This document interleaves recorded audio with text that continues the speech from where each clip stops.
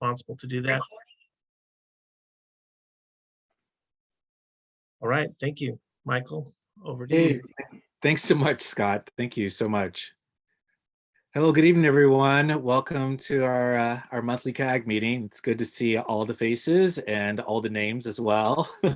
So tonight we're going to have Sarah Taylor, who's going to give us our land acknowledgement and our announcements. We also will be having a presentation by the Portland Harbor Trustees Council after that. So without any further ado, I'm going to turn this over to Sarah.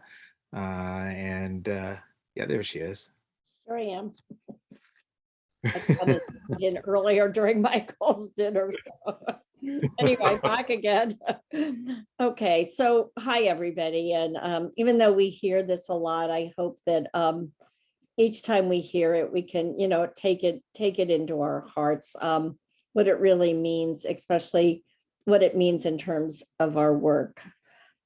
We acknowledge tonight that the land on which we sit and which we occupy here in Portland, the Portland metro area, rests on traditional village sites of the Multnomah, Wasco, Cowlitz, Cathlamet, Clackamas, bands of Chinook, Tualatin, Kalapuya, Malala, and many, many other tribes who made their homes along the Willamette and Columbia River, creating communities and summer encampments to harvest and use the plentiful natural resources of this area. We take this opportunity to thank the original caretakers of this land and this river. So I have a few opportunities that people might want to take part in. As some of you know, we've been working on a gallery of art, photographs, stories about the lower Willamette River. And that is now in a gallery at the Clackamas Community College in Oregon City. And it's open the whole month of April, but you're particularly invited on the 21st because we're going to have a discussion after people have a chance to go through the gallery. And it's a beautiful gallery. And we're going to have a time to just talk about the exhibit and talk about different people's work on the river from 2 to 4. That's at Clackamas Community College's theater. And I know Michael was there. And, I think that it was just really, was really beautiful. So the other thing we're doing is, and Doug was there. I don't know whether Doug has any words of encouragement for people to go down and see the exhibit, but on May 7th at Cathedral Park, we're having a youth monitoring day in Cathedral Park from 10 to 2, and we're going to have local teenagers come, and they're going to do a monitoring project looking at the riparian zone and kind of doing a bit of a habitat analysis, but also as a way of getting, teenagers down there.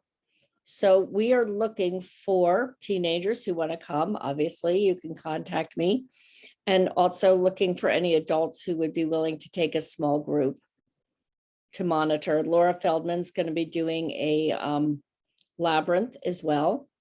And so should be a nice time to be with teenagers along the river if anybody wants to help us with that. We're doing that with a few other youth organizations. So I think that's all I have, Michael, up my sleeve. All right, that's great, Sarah. Thank you so much. Yeah, I'll chime in and say, if you are out that way or live in the area or just cruising by, do stop by the community college there. The announcement for the gallery opening is in the CAG announcement that was emailed to everyone. It's a really great exhibit. I can't say Sarah's done just a wonderful job, and she didn't do it alone. She also had a community of folks who really just did a fantastic and remarkable job. So if you can make it, that would be great. We're going to try to put some of the images of the exhibit on our website here real soon as well, just to kind of give everyone a feel for those who can't make it. But if you can, please do so. I think you'll be really impressed with it. So with that, well, let me get my Wait, notes one more here. thing, With that- Michael. Oh, Sure. Michael, we're looking go for ahead. a new site for the summer. So if anybody knows of a gallery site, you have somebody you know at the Historical Society or City Hall gallery space. So if you know of a gallery space, we'd like to get it closer into Portland. So also want to put a plug in for that too. Thanks, Michael. Michael, are you in your new trailer? Yes, I am. I'm in my trailer. Wow. Okay. Finally. Yeah, looks great. Looks great. So, yeah, if there's any way that you could, if you know of like a place where you work yourself, if you have a gallery space at any of your institutions where you work, and you think this would be a good fit, please reach out to myself or Sarah. And I really think that folks are going to really enjoy it. It's quite impressive. But with that, we're going to go ahead and introduce our guest speakers for tonight. So first, we're going to have Courtney Johnson, who's the Executive Director and Staff Attorney for the Crag Law Center. She'll be the first one to do a presentation tonight. And then we have Jen Kassakian, I hope I said that correctly, is a senior associate with the Industrial Economics Incorporated. And then we have Lauren Senkyr, who is a habitat restoration specialist with the National Oceanic Atmospheric Administration, NOAA Restoration Center. So with that, we're going to also try to save our questions till the end. If you have something that you want to chime in, please use the chat. Use the chat. We're going to be monitoring that. And we are going to try to, pepper in this, but there's a lot of information here. We're going to try really hard to get through it all and then have a really good Q&A at the end of this. Okay. All right. So without further ado, we're going to pass it on. Thanks so much for that introduction, Michael, and thanks to the whole CAG for inviting us here tonight. Again, my name is Courtney Johnson. I work at the nonprofit Crag Law Center, and I represent the Nez Perce Tribe on the Portland Harbor Natural Resources Trustee Council. I'm really happy to be here with you all tonight. Let's go ahead to the next slide. We have a lot to cover tonight, so I'll get us started, and then as Michael said, we'll also hear from Lauren and Jen. And I'll just note that there are other representatives from the Trustee Council also in the Zoom room with us tonight, so they might help answer questions, but I think we have pretty good representation here. I also want to acknowledge that we received the CAG's letter following John Marshall's January presentation, and we've sent a detailed written response to that letter and those really thoughtful questions that you put forward. So we're not planning to address all of those technical issues in detail tonight. For that, please definitely take a look at our letter. But we do hope that this will be an accessible presentation to help catch everyone up on the restoration work that the Trustee Council's been doing. And we also want to hear from you all. So we'll have time for Q&A on the end, as Michael said, but we also have several questions peppered throughout the presentation that we hope you all will answer in the chat box as we go along. So let's go to the next slide. Here is an example of that. So we've got the poll question here on the slide, and then it's also in the chat box now. So we'd love to hear from you, some of your hopes for what the future of Portland Harbor and the lower Willamette River. And so for each of these questions, we'll see it on the slide, and then we'll put that in the chat box. And so if you can type your answers into the chat, below that question, that'll just help us keep track of who is responding to what question as we go along. So while folks are thinking about that question, let's go to the next slide. I'm going to review some of the history of Portland Harbor.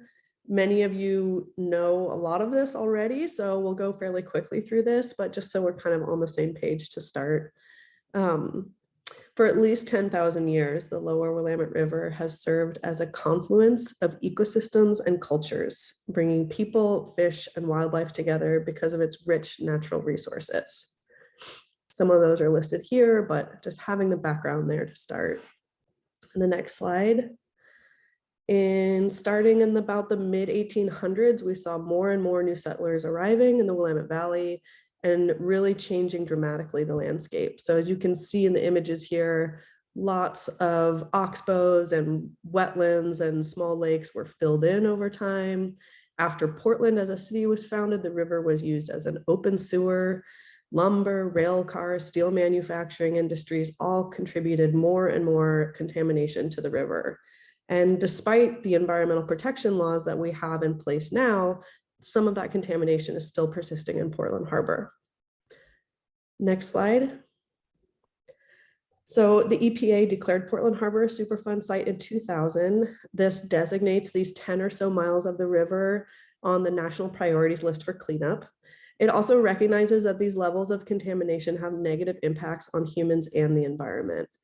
Many of you all know that we already have a fish consumption advisory in place that's warning people to limit consumption of resident fish. That's like bass, carp, catfish.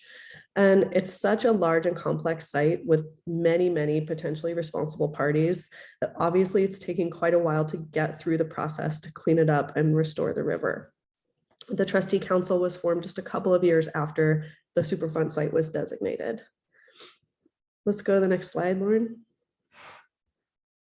So as the Trustee Council, we are 8 individual bodies, including 5 sovereign tribal nations. There's no Trustee Council staff by way that EPA has project managers that are assigned to work on this. Each trustee has limited capacity for our work together on the natural resource damage assessment and restoration for Portland Harbor. And so with that in mind, we really appreciate your patience when it takes our group some time to deliberate and respond to inquiries. We're working hard, but we're coordinating a lot of people with different levels of resources to be able to make these decisions. Next slide, please. So this is our focus as a Trustee Council. We are evaluating how natural resources have been injured by contamination. We're planning to restore those resources and seeking compensation from the parties that are responsible. That's the kind of high level piece of what we're doing. So the next slide. We just want to reiterate some of the differences between what we're doing and what EPA and DEQ are doing as they lead the cleanup. As DEQ and EPA are leading that cleanup and seeking to remove those contaminated sediments to be protective of human health and the environment, the Trustee Council is working to restore natural resources and their services in Portland Harbor. These are separate but related processes. The cleanups are not designed to correct for those past injuries to natural resources and to restore those habitats. That's where the natural resource damage assessment and restoration fills those gaps. Next slide, please.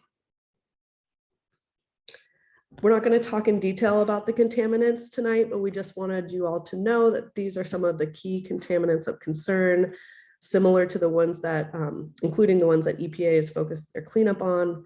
And we're working to understand how these contaminants have impacted fish, wildlife, and those services that the river provides to the people. Next slide, please. And again, this also is not a complete list, but some of the key resources that the Trustee Council is most focused on in our work. And I'll just note that many of these are culturally and ecologically significant.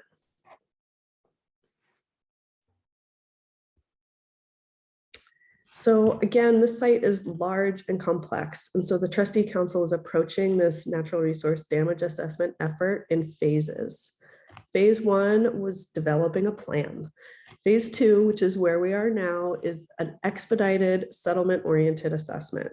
So it's meant to be a faster process. Obviously, that's a relative term. The phase 3 will be the full assessment, and phase 4 is recovery of damages from those potentially responsible parties, those parties that don't settle.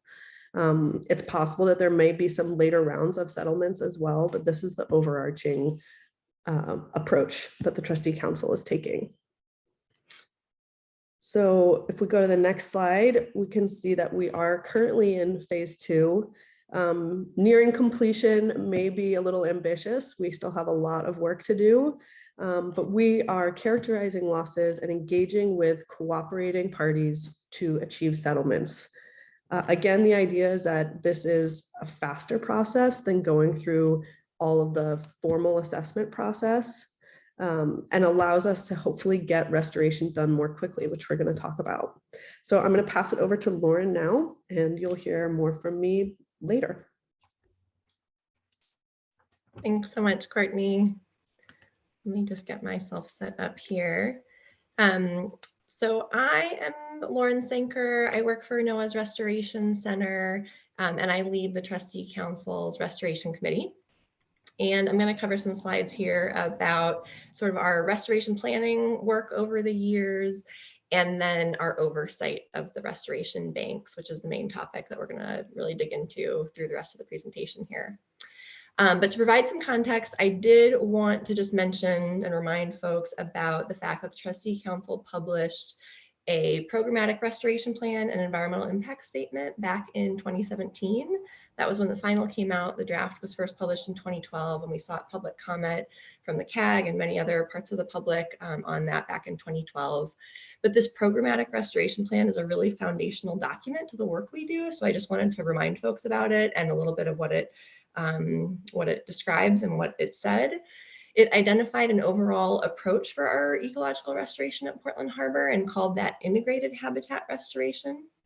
And by that, I have a slide here where I'll talk a little more about what we mean, but it's really restoration of multiple habitat types meant to benefit a suite of species that we think were injured in Portland Harbor by the contamination. The programmatic restoration plan is also where we laid out a comprehensive framework for how restoration might be implemented, including what our monitoring and stewardship expectations are. It's also where we identified the geographic focus area for restoration projects, which you can see on the screen here. The orange highlighted area is the Superfund site, the Portland Harbor Assessment Area, and then the red area is a slightly broader area that we've identified for where restoration projects could be located that still has a strong nexus to the site and to the species that were injured. And we developed this geographic prioritization work with an expert panel that was specifically focused on juvenile Chinook salmon, but also looking at the needs of other species that may have been injured. And another piece of the restoration plan, I'll get to in another slide. Here's just a little more information about what we mean about integrated habitat restoration. So projects that benefit a suite of species, projects that are focused on multiple habitat types, and projects that are serving ecological functions like more natural hydrology, floodplain function, healthy riparian plant communities, habitat complexity, and thinking about restoring habitat in a way that's actually meaningful in this landscape. So thinking about connectivity and patch size and shape and distance of different habitat patches that are being created. So that's really what our programmatic EIS and restoration plan was laying out at a really high level. And another part of that plan was this ecological restoration portfolio that we put together. And this is one of the first pieces of our restoration planning work that I worked on quite a lot back in the 2010 to 2012-ish era. But we led a community-based process to identify potential ecological restoration opportunities throughout our geographic focus area.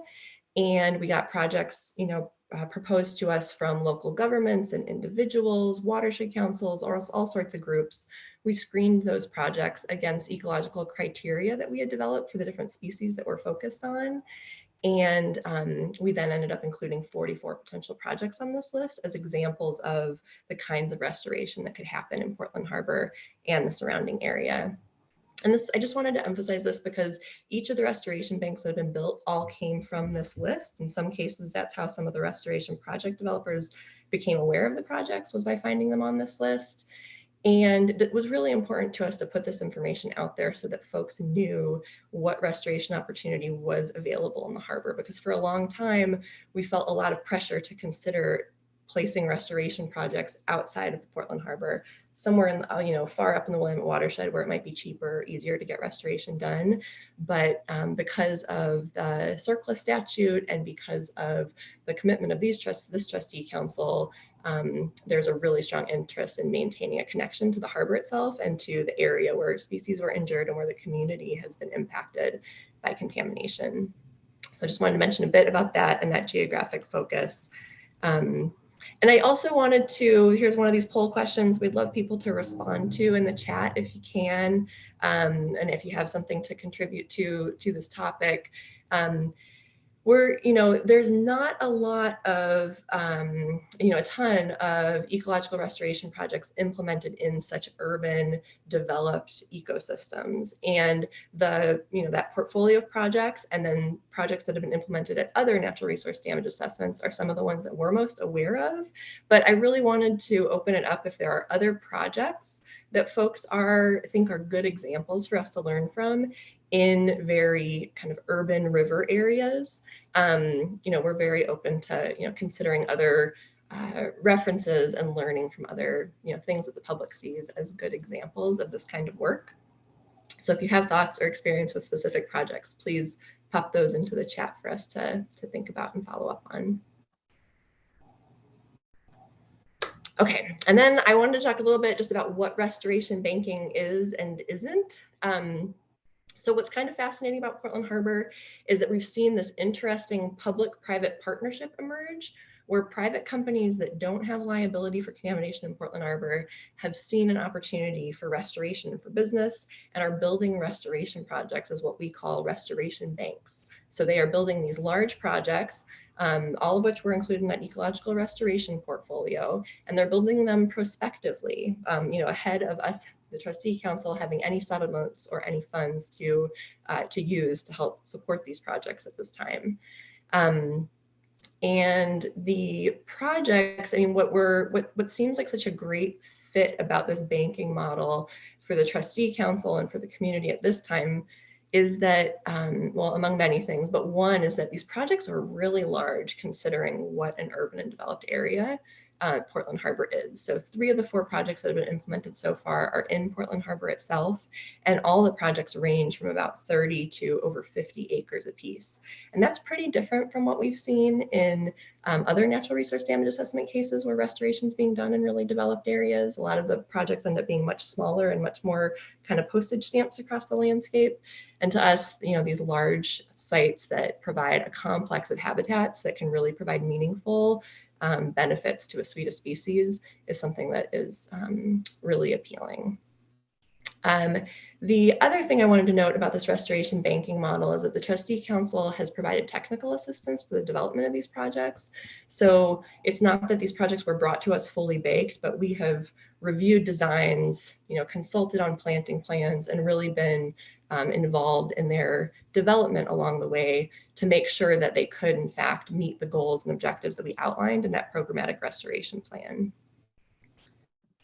And one other note just on restoration banking, we use this term restoration banking, which is different from mitigation banking. Mitigation banking is specifically written into the law of the Clean Water Act and has very specific sort of structures built up around it. Restoration banking is the term that we use in this natural resource damage assessment context. And so I just wanted to emphasize that.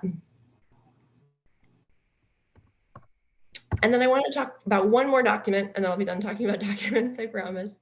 But in 2021, we published a supplemental restoration plan. So this was a document that basically picked up where our programmatic restoration plan left off.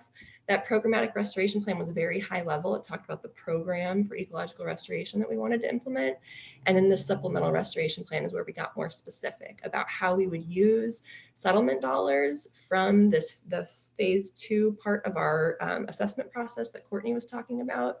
And it's where we started outlining specific projects that we would implement through this alternative. The preferred alternative we talked about was the restoration bank credit alternative. So we basically said in this document that we were going to purchase credits from these banks or allow potentially responsible parties that are settling with us to bring credits from these banks to us in a settlement as the way that we will get restoration done during this phase of the natural resource damage assessment.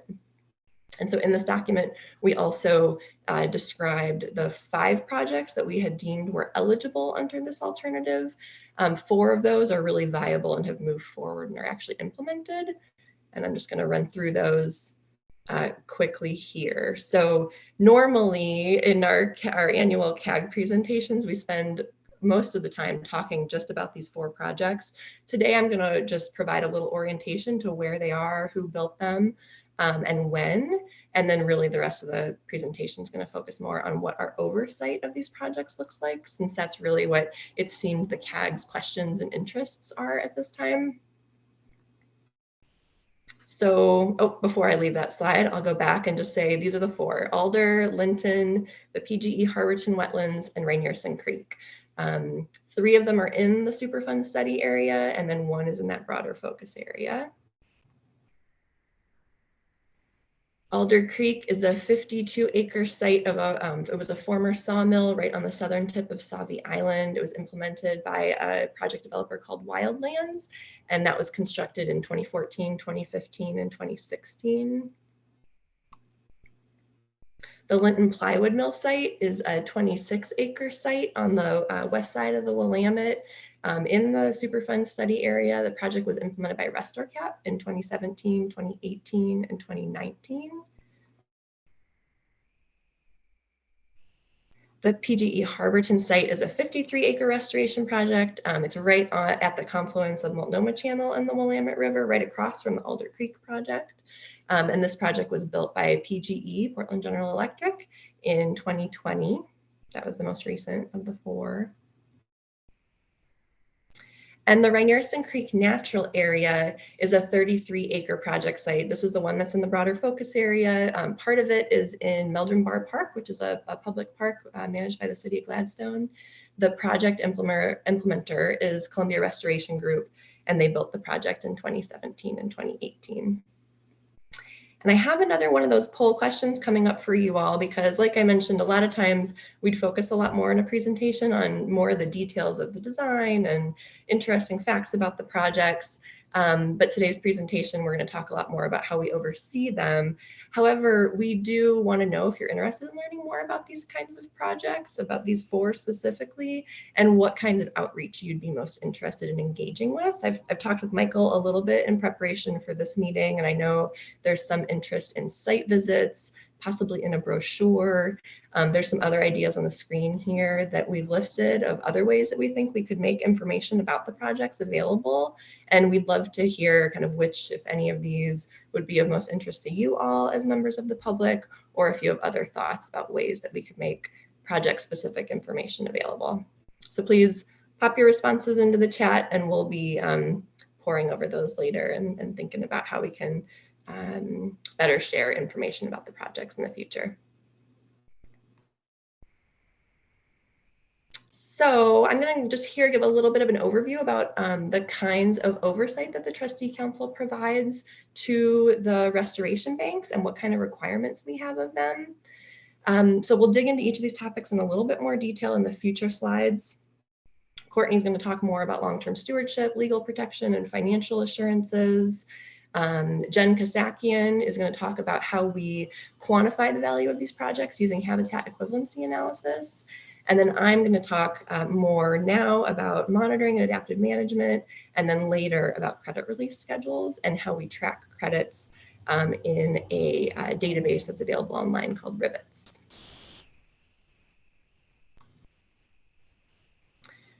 So this graphic is from the Trustee Council's Monitoring and Stewardship Framework, and that is a piece of our programmatic restoration plan, so a piece of the document that was published back in 2017. And in that framework, we provide standard protocols, monitoring parameters, performance standards for restoration projects. And we also describe this requirement that all the restoration projects that are built, whether they're built by a restoration developer who intends to sell credits, or whether a PRP was going to build them, or whether the trustee would build a project, would have these requirements. So there would be baseline monitoring done before construction, as-built monitoring or implementation monitoring once construction was complete to verify that the project was built as expected, effectiveness monitoring for a 10-year period after the project was implemented, after it was first constructed, and then after year 10, from year 11 into perpetuity, there would be long-term stewardship of the project. And so we'll describe each of these kind of components in a little more detail now. So this slide isn't very pretty, but I did want to just show a little bit. This comes from our it comes from the monitoring and stewardship framework, and it shows how over the years, different monitoring parameters are monitored during different frequencies or during different times of that 10-year monitoring period. And there's also, you'll see columns for years 15 and year 20, and that's because there is one monitoring parameter that we are using, lamprey monitoring, that is actually being monitored for a 20-year period, so even longer than that 10-year performance period that I mentioned. And I also wanted to mention that for anyone who works in the field of habitat restoration, 10 years of monitoring, that alone is actually a pretty robust monitoring period. It's very rare to see well-funded long-term monitoring of restoration through other means. And so the fact that we have 10 years built in here, plus an additional, up to 20 years for lamprey monitoring, we feel pretty strongly that that's a pretty robust set of requirements. And we have, we're requiring restoration or monitoring of various aspects of the restoration project. So you'll see there's monitoring to see whether or not the habitat complexity elements like large wood are being retained on site. There's monitoring of elevations of different habitats to make sure that they're not changing dramatically. There's monitoring for fish passage to make sure that there's no barriers. Monitoring of flooding and water levels, and hydrology, just seeing how the site operates under different flow conditions. There's a lot of monitoring of vegetation. And all of those categories that I just mentioned have performance standards associated with them. So there are expectations, quantitative expectations around what each of those monitoring parameters should look like in a given year. There's interim performance standards that we look at in early years to be able to confirm whether or not a project is on a good trajectory towards ultimately meeting its final performance standards. And then there's final performance standards that are set at that year 10 mark.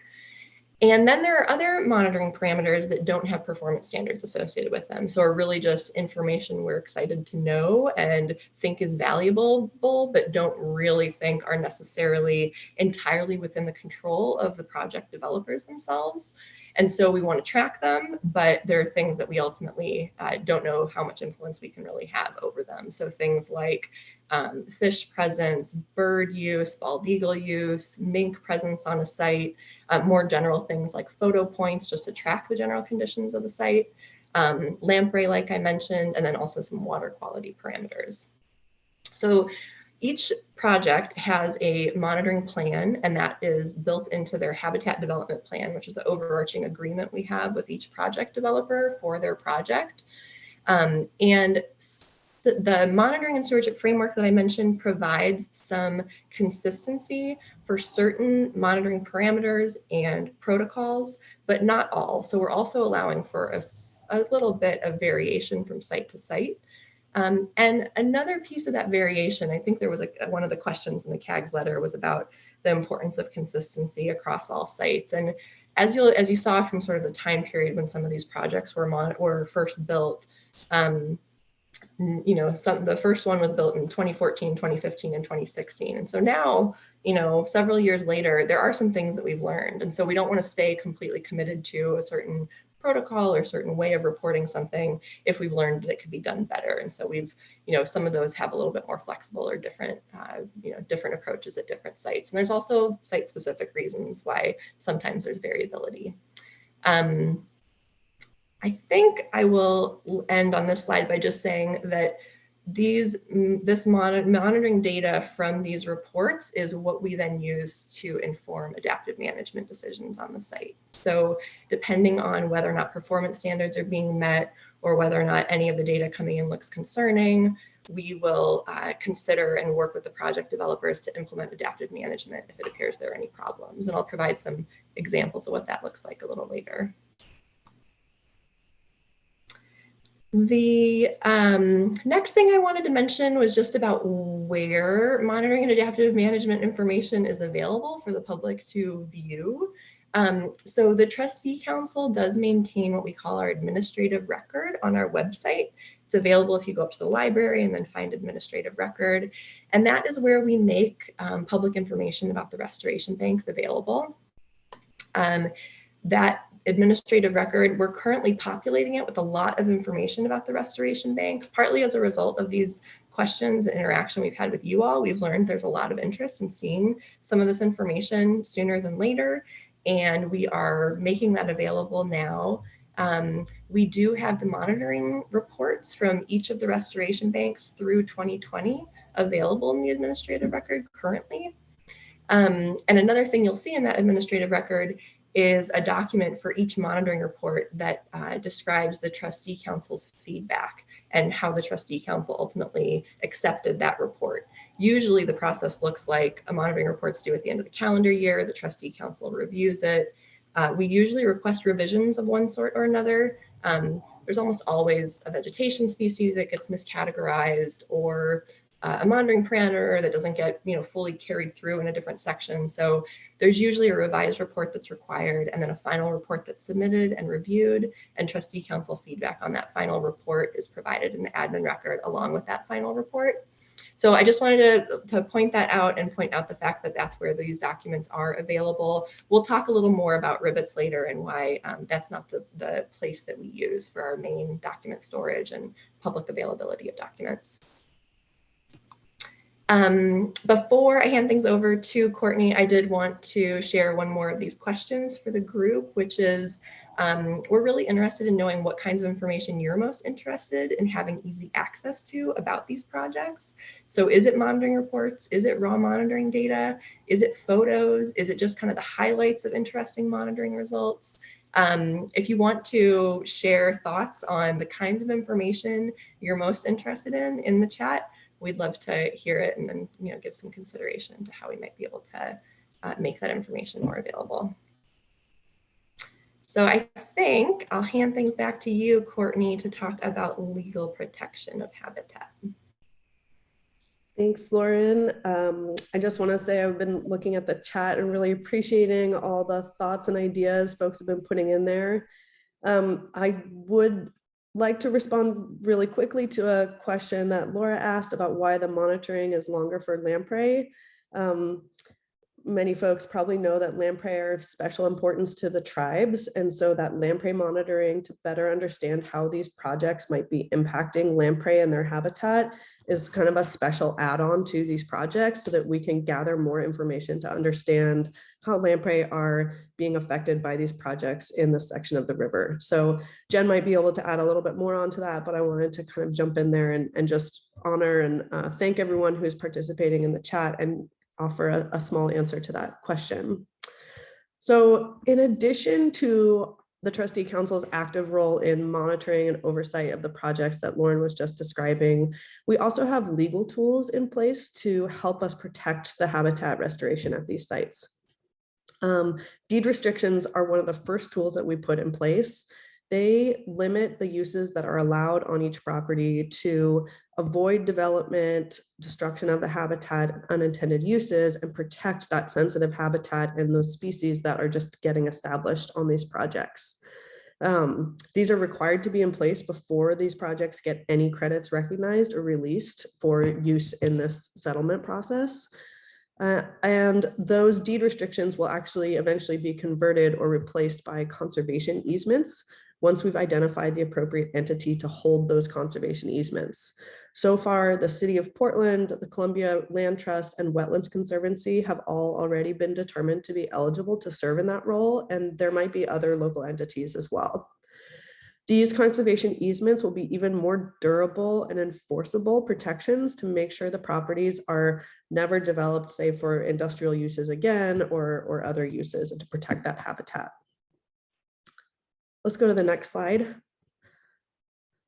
So all 4 of these projects have deed restrictions in place already. At Reinierson, public access is allowed along the shoreline and recreation trails. At Linton, there's public access on the path at the north end of the site. There's no public access at Alder or PGE. And we know the CAG and many community members have a strong interest in access to these sites, but we just wanted to reiterate why the access is so limited in order to allow these areas to really grow and recover. This habitat, this area is already so highly urbanized, so there's already so many stressors in place for these very sensitive plants and animals that are getting established on these sites. In this picture, you can see just how fragile the sites are as they're getting established. These are photos from the Linton site. They show camas that is of significance to the tribal trustees as a first food, and sweetgrass, which is also of cultural importance for basket weaving. And you can kind of see how easily trampled these things could be. So as these projects are getting established in particular, but really just protect the habitat as it's growing, there are limitations on access to these sites. So with that in mind, we would like to hear from you if you know of sites or projects or parks maybe in the Portland area that do a good job of balancing this kind of habitat conservation with recreational uses. I think this is something that we're definitely interested in, and it's kind of an ongoing challenge for sites in areas like this that are so urbanized. So that question's in the chat if you want to pop any answers in there. And then in addition to those legal protections and that monitoring requirements, each project is also required to plan for and fund the long-term stewardship of the site. This is the maintenance that would be required after those first 10 years that in that timeline that Lauren was showing. And the tasks include ongoing invasive species maintenance, cleaning up garbage, some monitoring. We'll find a local organization that can provide those long-term stewardship services to all 4 projects. That's the trustee council's plan. And as we kind of put together what we think those plans would look like and what costs would be required, we received input and we got help from land trust experts to kind of help understand what those tasks might look like and what those costs might include for that long-term stewardship. Let's go to the next slide.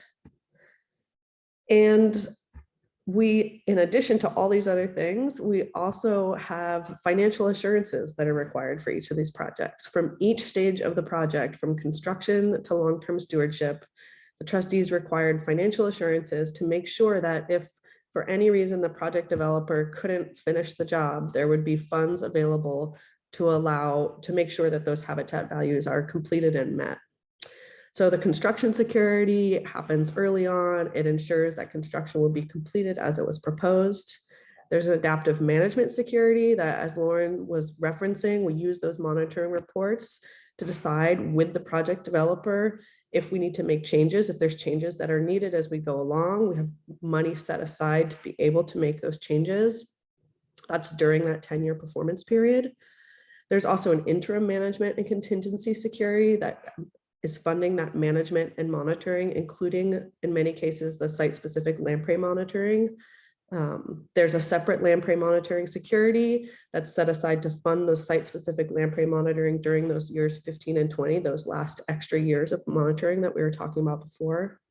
And there's an account set aside to fund the management of the expenses on that site in perpetuity, that long-term stewardship fund. And in addition to all that, we have funding for the trustee council to be doing oversight throughout all this project implementation and all of this monitoring. These financial assurances take the form of bonds or escrow accounts or letters of credit, depending on which one and what it's being used for. And the amounts range from a few $100,000 to a few $1 million, depending on the purpose that they're serving. There's specific information about these and all of these components in each habitat development plan that's available as part of the administrative record. And I think I'm going to pass it to Jen.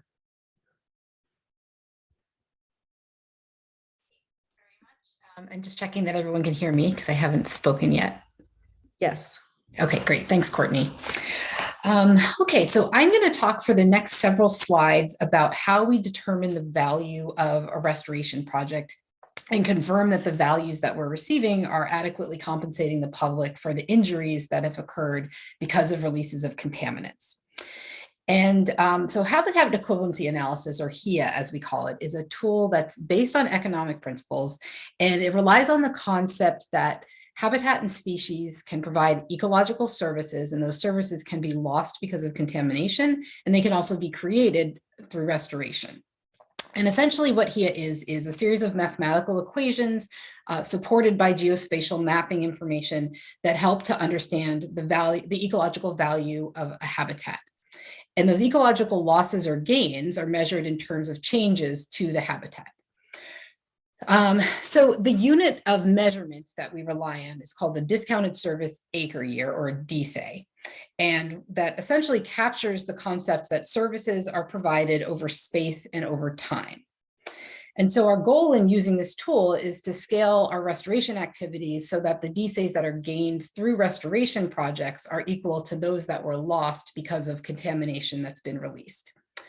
And using this concept, each of the credits that are generated by a restoration bank are equal to one DSA, and that one DSA can be used to offset one DSA of loss that was assigned to a party that has released contaminants into the river. Finally, just to mention that this is a standard method that's applied in natural resource damage assessment and has been used for years in hundreds of cases across the country. Next slide, please, Lauren. So how are we using HEA more specifically here in Portland Harbor?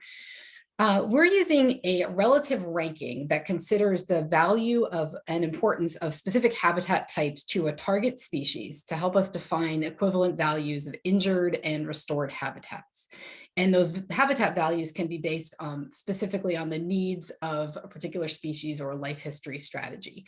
Here in Portland Harbor, we're using juvenile Chinook salmon, which are an ESA listed salmonid, as our kind of focal species for the valuation process. And the reason for that selection, even though as Lauren noted, there are many species that we believe have been injured at the harbor, and we are also hoping that our restoration is providing benefits, or designing restoration to provide benefits to many species. Salmon were selected specifically for this purpose, both because they were injured and because they are really a critically important keystone species here in the region. In trying to identify the appropriate habitat types and the value of those habitat types to the juvenile Chinook salmon, the Trustee Council several years ago convened an expert panel of academic and agency scientists and others to help us identify what the appropriate habitats would be to consider, and then their relative value to Chinook salmon. And there's information regarding that process and those values available on our website.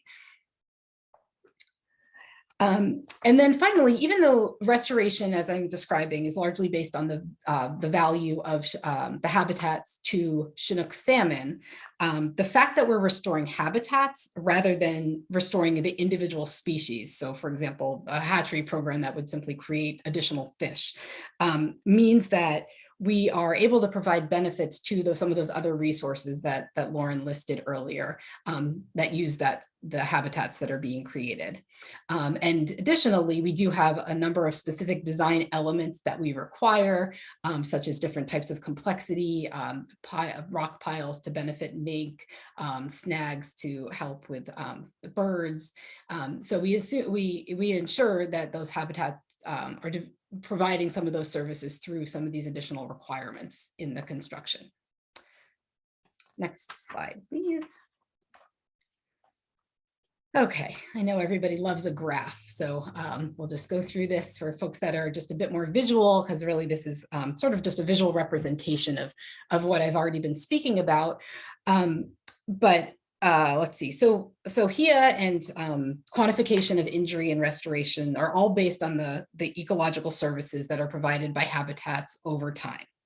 And so in this graph, you can see baseline services is the green line. Those are the services that are provided if the releases of contaminants into the river had never happened. The red line shows what happens when contaminants are released. The level of services that actually end up being provided are reduced below what that baseline service level would have been. And the blue line demonstrates that if you construct a restoration project, you can create ecological services that would not have previously been there. So you're able to gain ecological services. So using some of the equations that I just identified as being part of the HIA process, you're able to calculate the services over space and time that were lost, which is the area A, the area between the red and the green line, and make it equal to the services that are gained through restoration, which is the area identified as B here. I'll point out for anyone that notices this, that this is not exactly drawn to scale. The implication of the arrows, particularly for the blue line there, is that these gain services are going to continue to accrue into the future, such that eventually A will equal B, and that is ultimately our goal in developing these projects and valuing them. Next slide. Okay. All right. So an additional economic concept that is incorporated into HIA is discounting. And I want to spend a minute describing what this is and why we use it. But I first want to make sure I clarify how I'm using the term value in this context, because it's a bit different from the values we've already been talking about. So when we think about the losses and gains in services, there's really two types of values. There's ecological value. So we've been talking about the value of habitats to salmon, and that value is constant. But there's also a value that we're talking about here, which is related to the social value that people hold for restoration and resource services. And it is that second value that is relevant to this discussion of discounting here. So the reason we use discounting is to ensure that the public is adequately compensated for the resource losses when restoration is expected to provide benefits over a period of time. And the reason we do that is to account for the fact that the general public preference is for restoration benefits now versus in the future. So there's less value that is held by society for future resource benefits than there are if they can have them right away. So we use a 3% discount rate, which is standardly applied in NERDA. And I think there's some documentation, in fact, in the letter that we provided earlier or yesterday that describes some of those resources and references if you're interested. But what that means is that the value of a DSA decreases by 3% every year into the future. So functionally, what that ends up meaning is that with discounting, more restoration is required to achieve the same number of DSAs. So let me just describe that with a little bit of an example using my restoration projects below there in green and orange. So let's assume that we have an incident that has occurred that's resulted in 30 DSAs of lost services. Without discounting, and then we have project A, restoration project A, that is developing benefits over 100 years. If we do not account for discounting, that project is going to be worth 30 DSAs. So the 30 DSAs created equals the 30 DSAs that were lost, and you have one restoration project that has provided adequate compensation. If you do account for discounting and take into account the fact that many of those benefits of project A aren't going to be realized until well into the future, project A is then only worth 20 DSAs presently in the present value. So that means that today we need somebody to not only construct project A, but they also must construct project B, which is worth 10 DSAs to get to their full liability of 30 DSAs. Next slide, please. Okay. So then another concept that we wanted to touch on is the suggestion that's been made that replacing 1 acre of injured habitat with an acre of restored habitat would ensure that the public is adequately compensated. And the Trustee Council does not consider that 1-to-1 acreage replacement to be precautionary or adequately compensatory for injuries in the harbor. And this is because the scaling of restoration needs to account for more than just simply the measure of the physical area that was injured and the physical area that was restored. So there's several factors that need to be accounted for. And this is another topic that's discussed in a lot more detail in our letter that went out. But I'm just going to touch on two of the examples here. So the first is the habitat type. So in Portland Harbor, as we've discussed here, our valuation is focused on Chinook salmon. So you need to think about the value that's provided by different habitat types to the species of interest. So as you might imagine, and probably are aware, an upland habitat is not as valuable to a fish as wetlands would be. So if you were to have an acre of injured wetland habitat, creating an acre of upland habitat would not adequately capture the same level of ecological services as those that were lost. And then another concept that really needs to be incorporated when you scale restoration is the concept of time. So assuming that we've got two identical projects that are each 1 acre in size, and one of them, project 1, is expected to generate benefits over 100 years, and the other one's going to only generate benefits over 5 years. Because these benefits accrue over time, project 1 is going to provide a much higher level and number of ecological services or DSAs than project 2. So time is another important factor to consider beyond just physical space. Next slide. Okay. So this is the last slide that we'll do here to cover the HIA topic. And I wanted to just show a little bit more of a visual example of how we incorporate mapping into the valuation process, and how we use the valuation process throughout the life of a project. So we start with developing polygons, essentially in GIS, that identify in the pre-restoration and the post-restoration condition what habitats are going to exist and what condition are they in. And all of those habitat types and conditions are assigned a value as described, that were identified by the expert panel. And we so we calculate the value using HIA of these two different conditions. And the difference between them is the uplift or the ecological benefit that's created by the project, again, accounting for time, the time over which those benefits are going to accrue using discounting.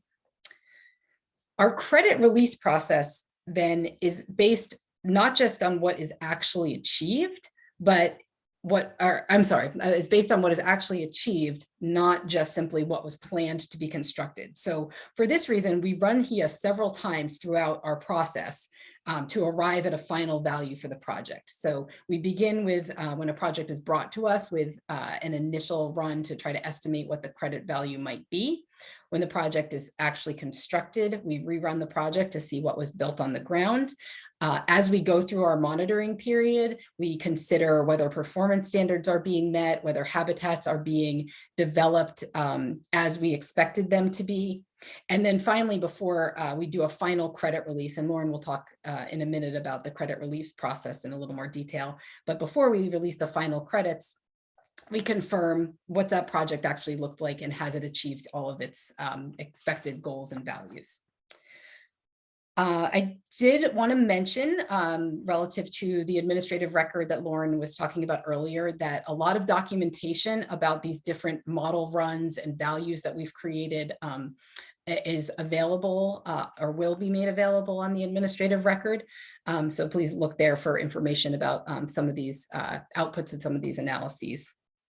And then finally, the last thing I wanted to mention is that that HIA is not the only way that we're confirming that value is present on the site.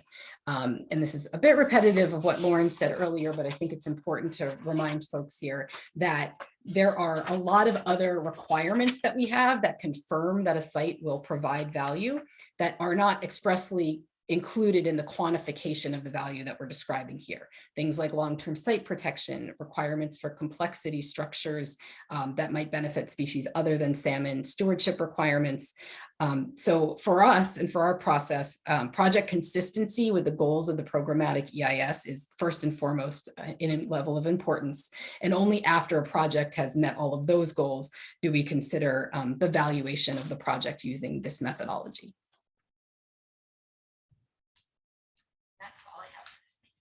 And turning it back over to you.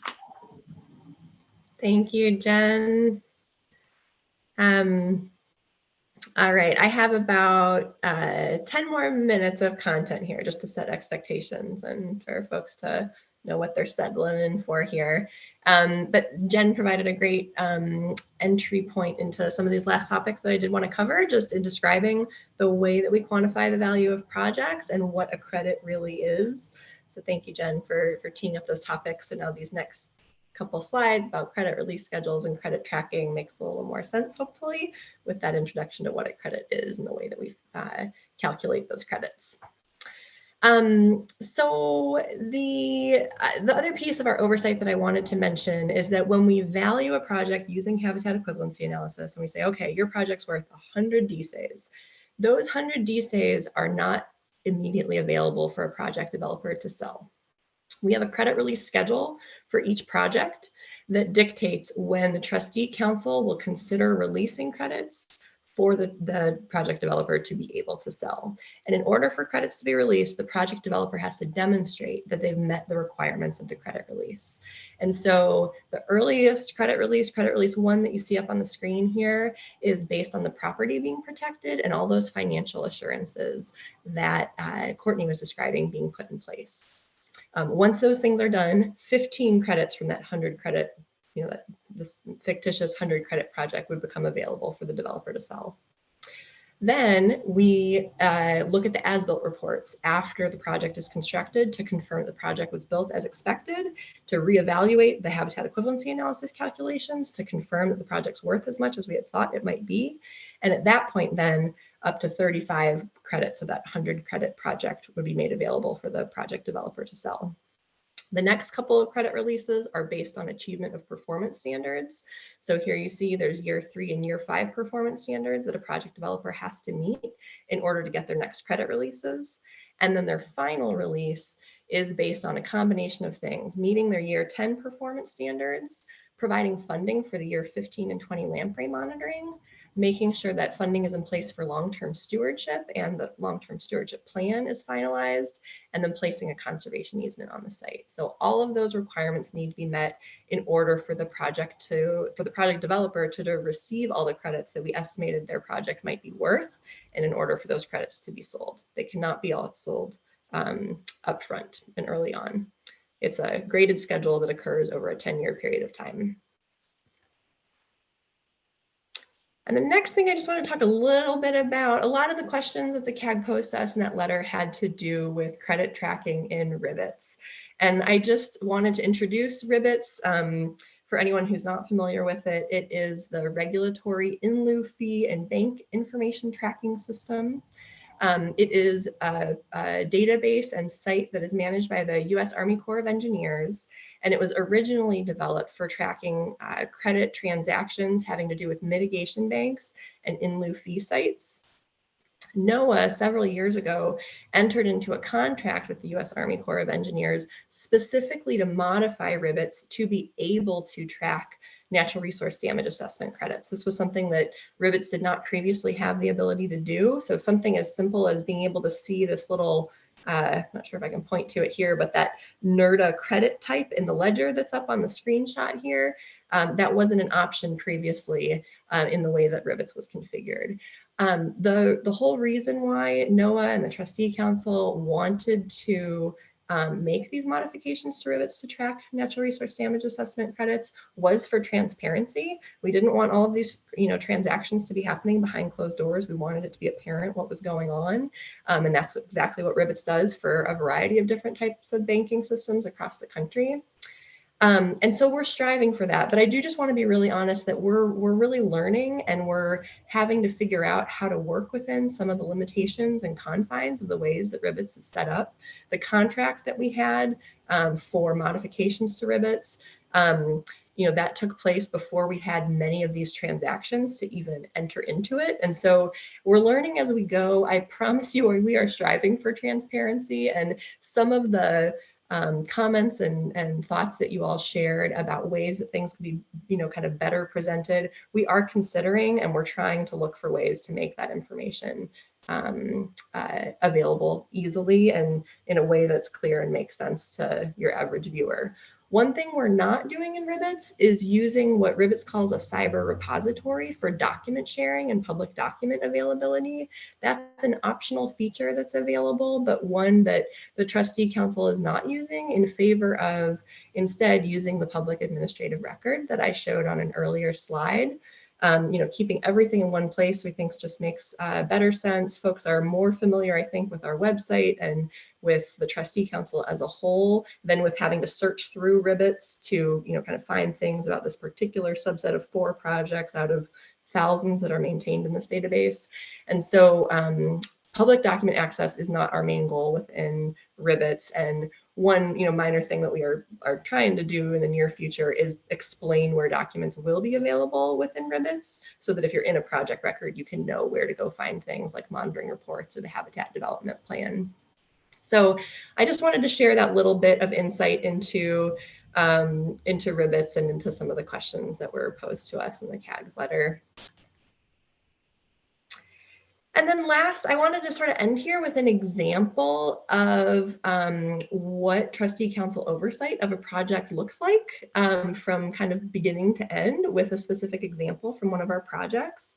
So on the screen here, I'm showing the Alder Creek Restoration Project.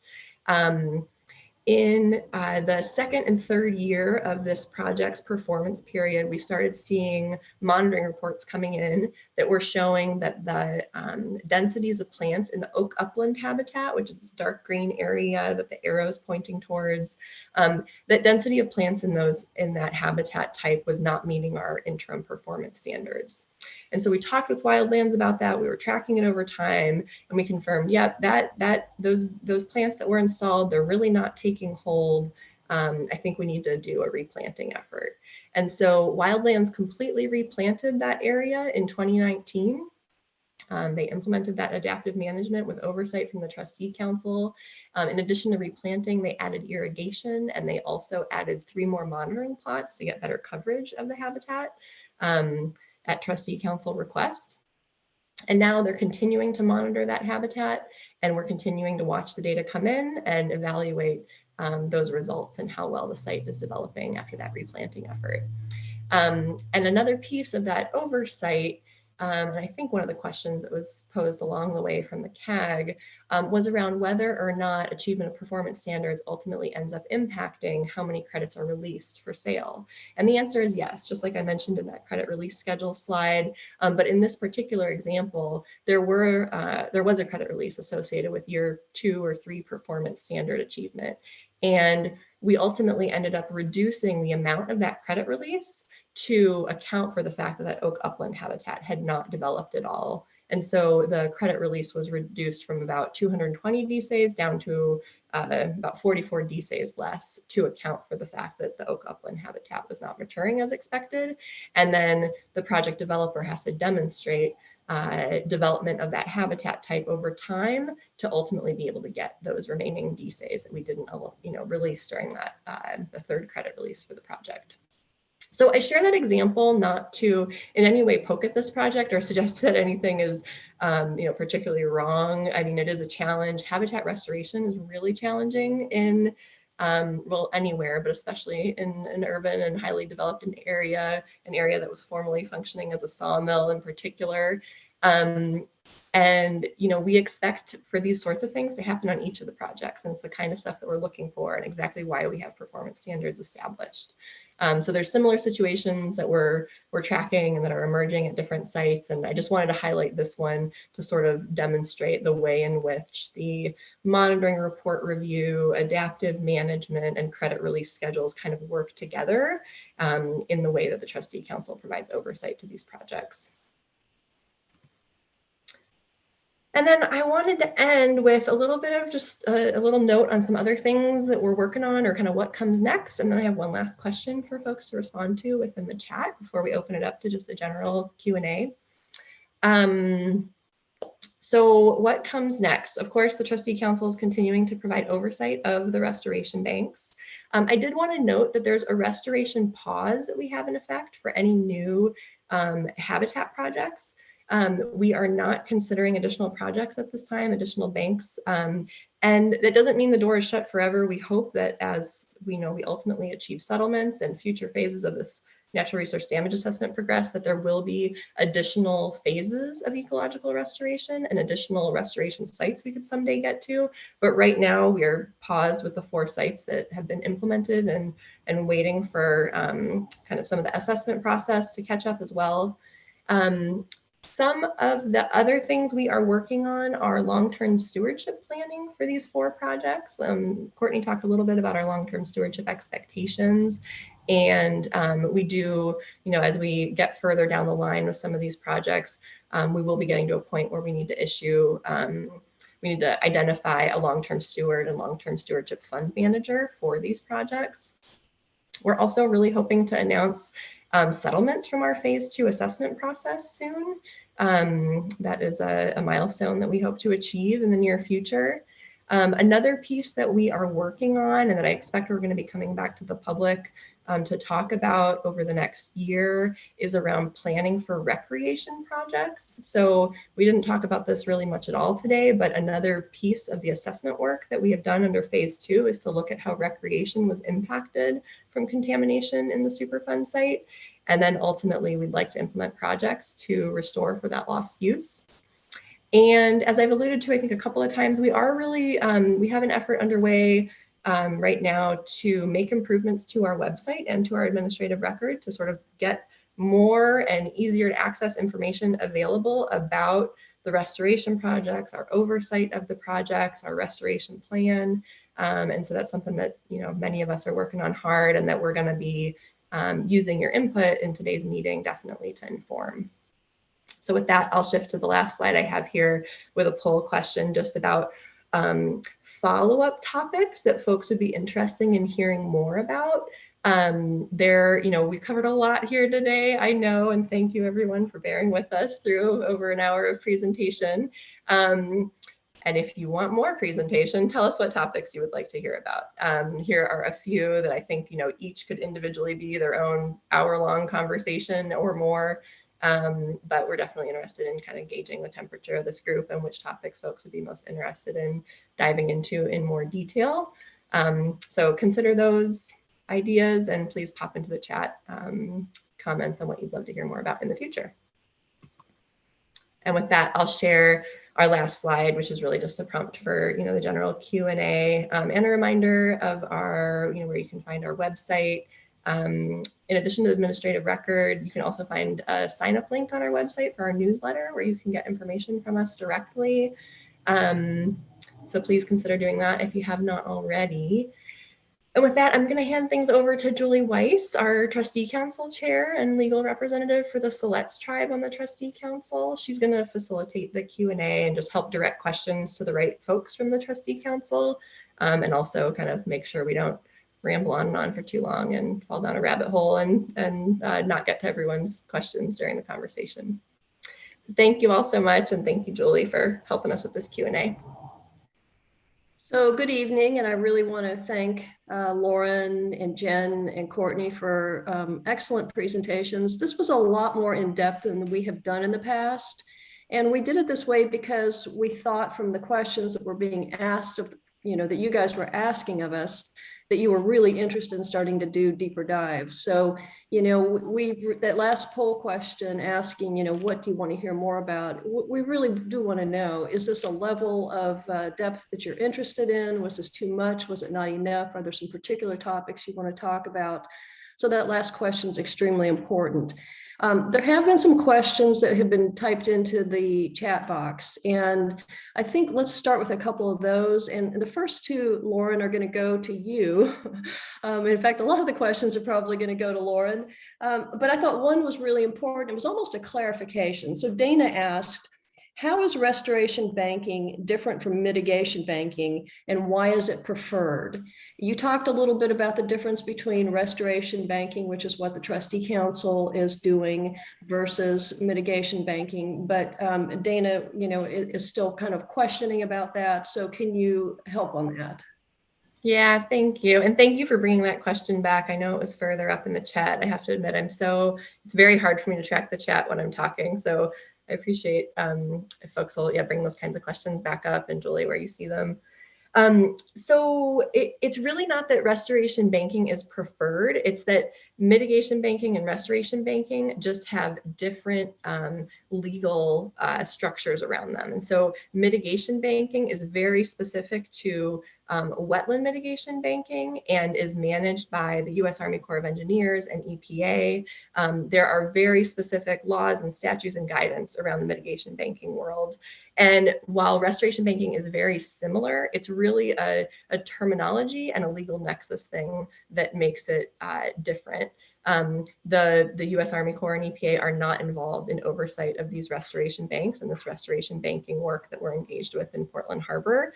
The Trustee Council provides oversight to those projects. So it's really not a preference for one versus another. They're just slightly different beasts. And then to confuse things even further, I would let folks know there's a whole nother term used called conservation banking for banks that are built to sell credits to mitigate for impacts under the Endangered Species Act. So it's really based on what act or what legal statute the banking is occurring under, which term we use to describe them, and then what the kind of framework around them and expectations, oversight, all that sort of thing looks like.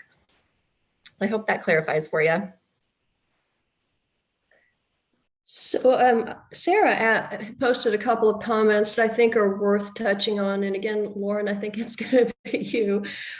Sarah, when you were asking about, types of projects, she expressed an interest in smaller projects, postage stamp projects. So, these are big restoration projects. Lauren, you talked about the value of large restoration projects. Sarah, kind of countered that with, we like smaller ones too. Do you have any comments on that? Yeah, I guess in an ideal world, we would probably be able to have both. But given that we don't have an unlimited ability to implement restoration through this natural resource damage assessment, we are really glad to see these larger projects because they're able to provide and to meet the goals that we've outlined in our programmatic restoration plan. So restoring habitat for a suite of species, restoring a combination of habitats, so upland and riparian and off-channel and a tributary. Having that combination, we think makes the sites more resilient and more able to serve the needs of many different species. That's a lot harder to achieve on a 5-acre site. That's not to say, I have to be honest that, early on, we didn't think these restoration banks were going to be the only game in town for natural resource damage assessment restoration. I think the Trustee Council definitely considered and had conversations with potentially responsible parties that owned smaller parcels. Other sites came up over the years, and there are just so many limitations to getting good restoration done in such an urban and developed area that many of those other sites were not able to go forward for one reason or another. So I guess one other thing I would add is that, we don't think this is the end of restoration under the natural resource damage assessment process, but the next wave may be a while out. Like I said, we have kind of a pause on considering new projects at this time, but the other piece I would just throw in is that there are other means of getting restoration done. I work for a grant program within NOAA. The Restoration Center oversees the community-based restoration program. We're about to get a lot of funding for restoration for community-based work through the infrastructure bill that Congress passed last fall. So totally separate from natural resource damage assessment. I would just remind folks that there are many ways that restoration can be implemented on the landscape. And so not to maybe think of these 4 projects as the only things that can ever happen. There are groups like Willamette Riverkeeper and watershed councils, land trusts, TNC, folks that implement restoration in the greater Portland area. Who I'm sure would love to talk about opportunities that you all see for maybe some of those smaller projects within the harbor. Another question that was raised specific to the Linton site, and I'm not sure, Lauren, I'm sure you could answer this, but feel free to turn it over to Jen or to Courtney too. Most of the Linton site, Sarah says, does not help salmon, as is the case at PG and Alder Creek. And she's just wondering why. So I guess the first question is, in your mind, Lauren, Jen, Courtney, is Linton not helping salmon? I think that's the fundamental question in there.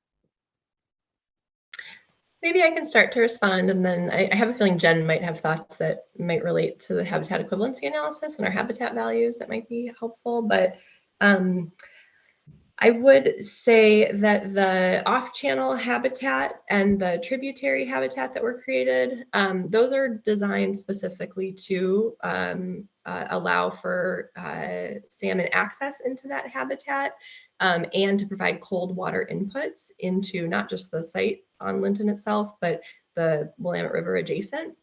And so there's definitely aquatic habitats that provide value for salmon on the Linton site. Another consideration to maybe think about is just when juvenile Chinook salmon are using these sites most, and that is mostly in the winter and spring in really high water events where they need refuge and need to get taken out of that strong current that's pushing them down through the gauntlet that is otherwise Portland Harbor. So the Linton site under high water conditions has a lot more aquatic habitat that salmon are using directly than the Linton site when you look at it maybe during, last year's drought, for instance, when things were a lot drier than I think any of us wanted them to be. And then I would just say that, and this is where Jen might want to pipe in, is just that riparian and upland habitat also provide value to aquatic species like salmon. They also provide a lot of value to the other species we're interested in restoring habitat for, like bald eagle and osprey, mink. But even directly to salmon, upland and riparian habitat, natively vegetated, with low slopes are very valuable when compared to a parking lot or a condo complex or something that could be there instead. Jen, I don't know if you want to say anything that's more HIA specific or if that might get too far into the weeds. Yeah, no, I think that largely covered it, but if you're just more specifically curious about the relative values of some of those different habitats to salmon, I'd encourage you to check out the response to the letter, and I believe we either attached or provided a link to the habitat values table where you can actually see what the experts said regarding the value of not just open water habitat, which is the kind of obvious value to salmon, but of an intact riparian strip and a healthy upland with native species. And Jen, you might as well keep your sound on, because I think the next question is going to go to you too. And Doug asks, if all of the damage is in the harbor, why isn't the lower river made whole in remediation? Now, Lauren could talk about this too, and Courtney, but it's that distinction between cleanup and restoration. And I think it also involves sort of the issue of time. So do you want to talk a little bit about the distinction between cleanup versus restoration, and then just also why there's that time element again? Sure. So I think this was a point that was touched on really briefly early on, but it is a really important point in making the distinction between what remediation is trying to achieve and what we're trying to achieve with NRDA. So for remediation, again, the goal is to clean the harbor up so it is protective of human health and ecological health and risks. And what that functionally does is looks at the present condition of the harbor. Where is there contamination that is causing risk? And literally cleaning it up, excavating it, putting clean caps on. And when the measured risk, through contaminant levels, sampling is deemed to be protective of human health and the site ecology, that work is done and the kind of problem is solved. For natural resource damage assessment, what we're trying to account for is the fact that that site that was contaminated and damaged and injured was in that condition for a very, very long time. So if you think back to the graph that I had pulled up, it was functioning below that baseline level where it should have been. And so what NRDA is trying to do is compensate for all of that history of lost services during the time that it was contaminated, and to make up for it or compensate for it by providing that amount of services later into the future. So you miss that that compensation of the past lost services when you just clean the harbor up and don't do anything further. And I don't know if Rachel or Courtney, anyone else wants to add anything there. I mean, a simple way that I started thinking about it was just to think about the cleanup or the remediation is looking forward and is trying to get the river in a state that works for people in the environment tomorrow or in the future, and that the natural resource damage assessment is looking to the past and saying, how do we compensate for all of the impacts of that contamination to the natural resources for those many, many years that it was in place? And that's kind of an oversimplification. It doesn't account for all the discounting and other things that Jen was going into more, but I think that's a simple way that helps me think about what are the two goals and purposes and how do they kind of overlay together. So we're going to turn now to two questions that involve the Linton site. And they relate to some folks in the community's dissatisfaction with how things happened. One from Doris and one from Sarah. So we'll start with the first one. Lauren, I'm not sure, you might be the best again. It has to do with the mill office. So at the Linton site, there was an office site, and RestorCap apparently has sold that property to a private party. And now the property is put up for sale, and there's concern that the buyer won't do the right things, won't protect the daylighted creek on the property. And the question is, are there any controls that the trustee council has that can protect that property so that a polluting industry is not located on that property and the creek is protected? So do you have any thoughts? And to some extent, this also might be a legal question that, Courtney or Chris Playstead from NOAA would want to weigh in on. But, that's just the question about, what about this site? Yeah, I can start, and if others want to jump in, they're welcome to, of course. Really, that office building portion of of what we all think of as the Linton site is not part of the restoration project that the trustee council oversees. And so the short answer, I would say, is that no, we really don't have control over what that property owner is doing or future owner will do. I mean, there are the local, state, and federal requirements and regulations and penalties for any improper actions that they might take. But, a really serious concern and issue at all these restoration projects is adjacent land ownership. I mean, at the Linton project, look at their other neighbor, right? They've got the BP ARCO site on the other side. So the fact that that is the situation at some of these restoration projects is a reality and is a concern. I mean, in the case of the BP ARCO site on the other side of Linton, the trustee council does have specific monitoring and reporting requirements of RestorCap to understand the state of things on that site. For a long time, there were monitoring wells that were present on the Linton restoration site area. And so staying informed about activities at the BP ARCO site is an important part of what we do and what we're interested in our oversight of the Linton project. But ultimately, those individual landowners, they make separate and individual decisions. So that is, I know, not the most satisfying answer, and it's one that I've talked with Sarah about in the past. I don't know if Chris or anyone else does want to pipe in on that land ownership and trustee council role question. Hey, this is Chris Playstead from NOAA. I'm an attorney with NOAA, and I'll go on camera here and fix my camera so you're not looking at the top of my shiny head. There you go. Basically, what Lauren said is right, that we cannot control what happens on private property that is not part of a restoration project. We have a significant amount of influence over what happens on the restoration project sites, and that's what we've been talking about this whole time. But we don't have that same influence when you go off-site. That said, there are things that can happen with adjacent properties that might affect habitat values in a project zone, and that is something that the project developers are responsible for dealing with. They still have to meet their objectives. They still have to meet their monitoring requirements and all the various things that we require of them. So to the extent that they're able to influence that, then that is certainly something that could be helpful.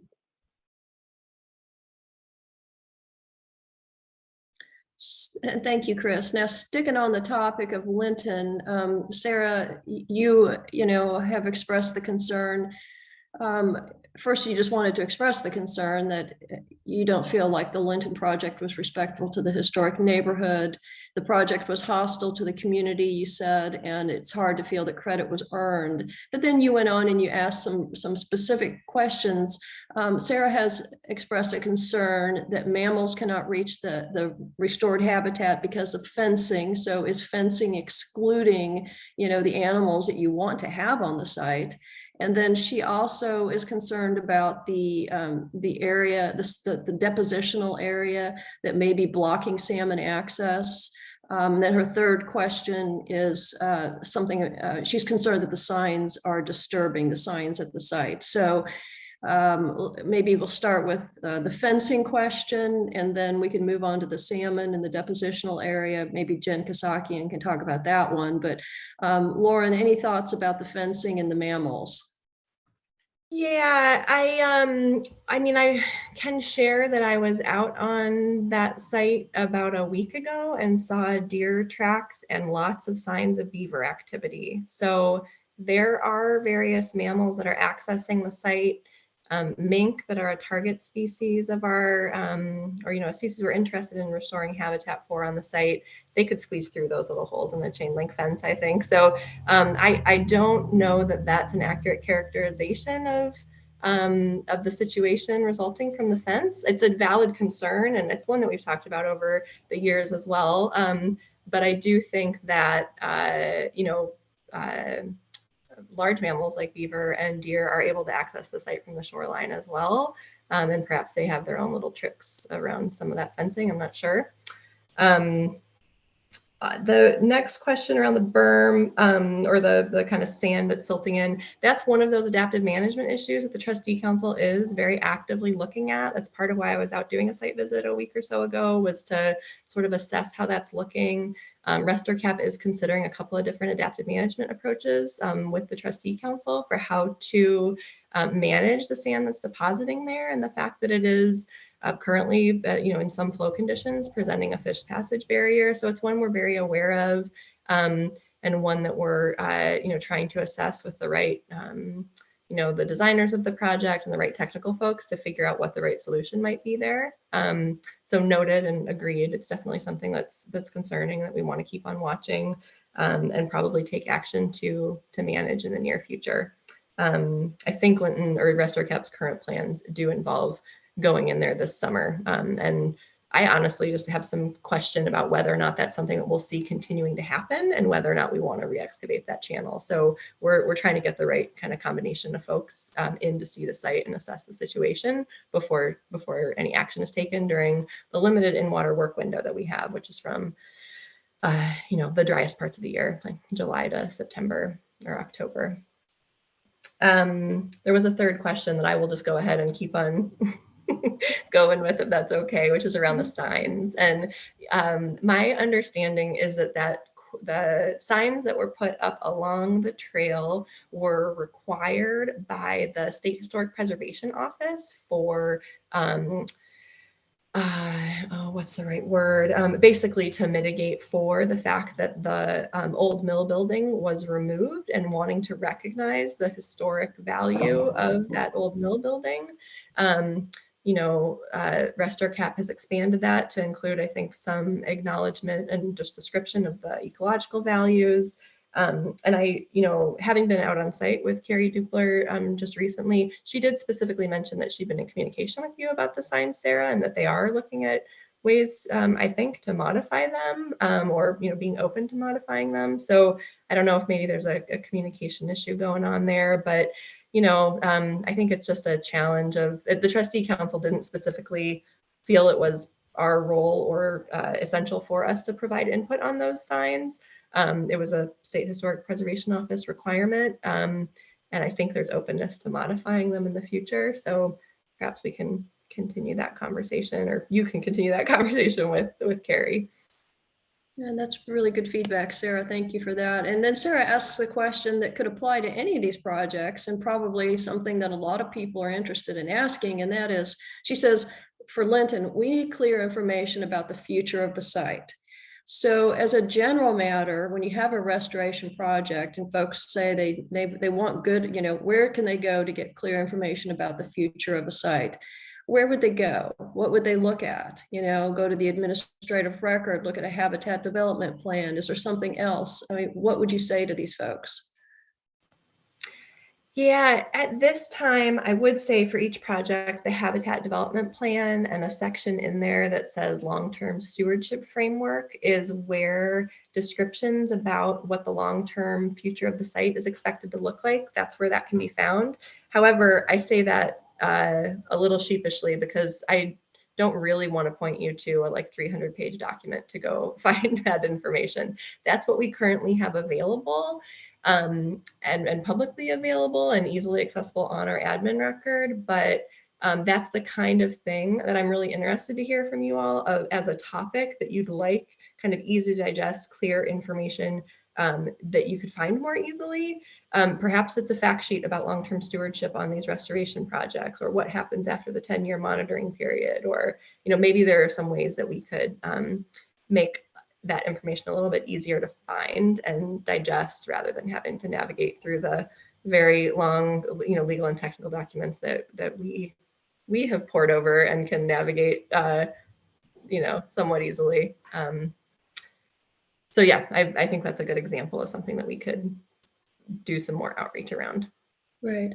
Now, I know in the past, restoration proponents used to come and speak to the CAG alongside the trustee council and talk about their projects, talk about what they were going to look like far in the future. So, when you think about what it is you're interested in seeing, in the future for future presentations, is anything like that of interest to you? I mean, we could certainly reach out to restoration bankers and developers and see if they would like to talk further about how their projects are going, what they're looking like, what kind of trajectories they're on.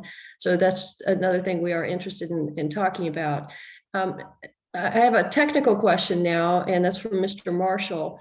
So when you were talking about the credit release schedule, one thing that he noticed and he commented on is that 50% of the credits released early on, before you know what the trajectory is for a project, seems a bit premature versus field trajectory trends.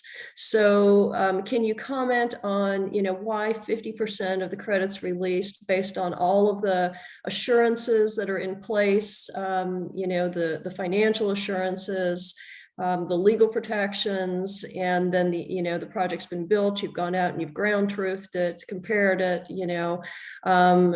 any thoughts about the 50%? And that's what Mr. Marshall is wondering about.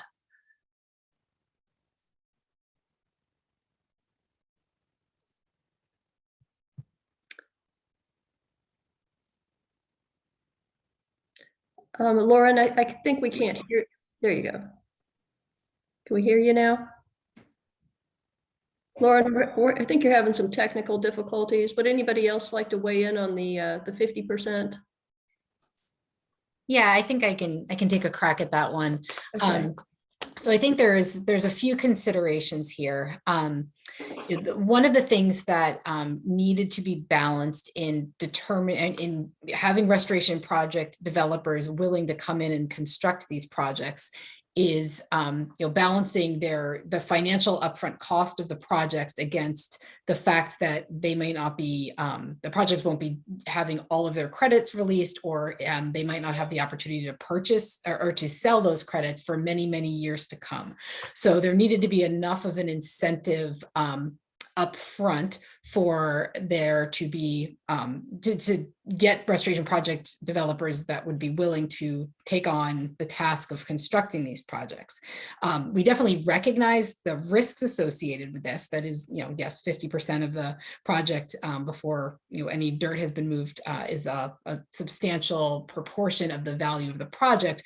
But that was the reasoning behind developing what we consider to be very robust financial assurances and guarantees that allow us to step in at any point if something goes wrong with the project developer not following through on their requirements, or this project not meeting performance standards and achieving its goals, that we have the money available to ensure not just completion of project construction, but also the 10 years of required monitoring, the additional lamprey monitoring, and long-term stewardship, in addition to any adaptive management that needs to occur. So that was kind of our way of balancing that risk. Courtney or attorney otherwise, want to weigh in more? I think that's right. The only thing I would add is just also that legal deed restriction that is saying this property is for restoration for habitat. So if a project developer were to change their mind and say, oh, never mind, thanks for giving me credits, now I'm going to go do something else with the property, that wouldn't be able to happen with those legal protections as well. So I think those layers of legal protections, financial assurances, those were the things that kind of felt like reaching the right balance in terms of releasing those credits over time as each of those milestones are met.